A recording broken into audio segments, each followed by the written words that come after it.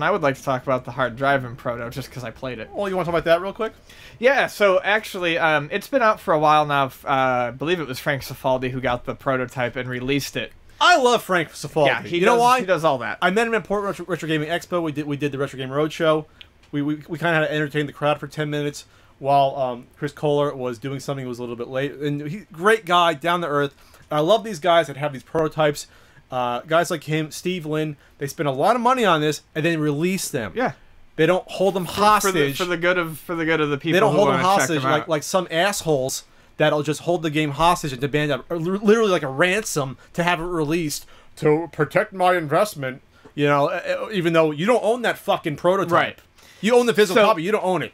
So anyway, so these guys put these out here. So he got a hold of hard Drivin prototype and put it out on the NES. And this was an Atari arcade game. Yep. It would have been a Tengen cart.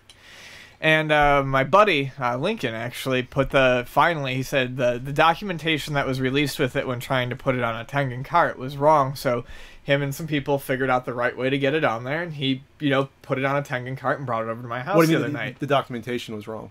Like, what you had to, like, I don't know how to do it. Like the dip switches or whatever? The pinouts, etc. Okay. What you had to solder to make a prototype reproduction. So anyways, after 2 tries, he gets it, and he brings it over, and we start playing it. And Hard Drivin's one of those games that I always liked in the arcade. Not because it was necessarily good I was good at it. It was realistic. It was neat. Well, no, it was just neat. It was cool. Wasn't it somewhat realistic, though? At least somewhat, more than usual. Somewhat, but, I'm thinking of Test Drive, maybe. Well, they're kind of the same game. Okay. So Hard Drivin', so with the loop and the jump and the early polygonal graphics. For people out there, if you're not looking up think of a flight simulator but on the ground. Anyways, he brings it over, we pop it in, and the prototype is actually incredibly complete. There's some bugs for sure, but you can pick between the speed course or the stunt course. You can pick between difficulty levels, manual and auto. And we played it for way longer. The collision detection is funny. If you bump into one car, you get a fracture on your windshield and you're done. But, after grappling with a few rounds of it, him and I got pretty decent at it. And it was really cool to see the Nintendo do things like the loop-de-loop, or the jump, or like true 3D, like just about? The dip. Yeah, and what it was is, according to, I believe, my friend who made the cart said that here's he read... my screen is coming up. Go on. So... Wow. What happens is basically Nintendo kind of tricks it when you enter certain areas. It's not really polygons you're seeing like an animation.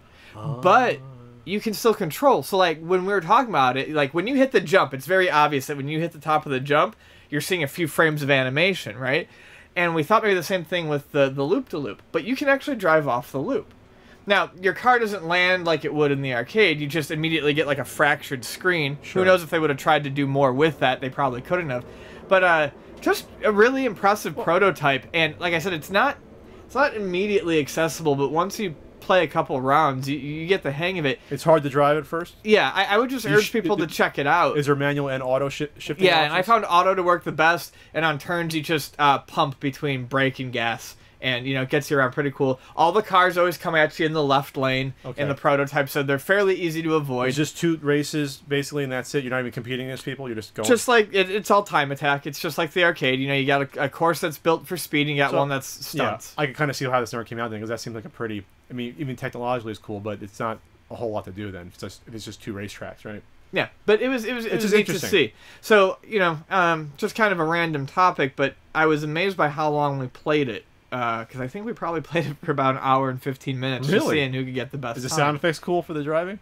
No, the sound effects are pretty freaking awful, actually. So you can download this ROM then, and cool. Maybe I'll download it and put it on the Power Pack for the next marathon. Yeah, check it out. It's pretty fun. We started to get some pretty good times. Look it up on YouTube. That you can search for it. There's some footage on. For all I know, it might actually be on Lost Levels.